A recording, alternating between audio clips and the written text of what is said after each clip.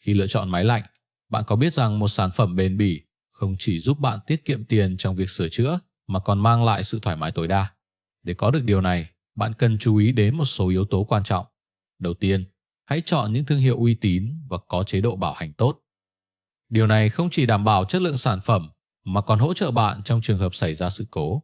Thứ hai, hãy tìm hiểu về công nghệ inverter, giúp máy lạnh vận hành hiệu quả hơn, tiết kiệm điện năng và giảm thiểu khả năng hỏng hóc. Cuối cùng, định kỳ bảo trì và vệ sinh máy lạnh cũng là một cách hữu hiệu để kéo dài tuổi thọ sản phẩm. Một chiếc máy lạnh bền bỉ sẽ không chỉ giúp bạn tiết kiệm chi phí sửa chữa mà còn mang lại sự yên tâm trong suốt mùa hè oi ả. Hãy lựa chọn thông minh để tận hưởng không gian sống lý tưởng.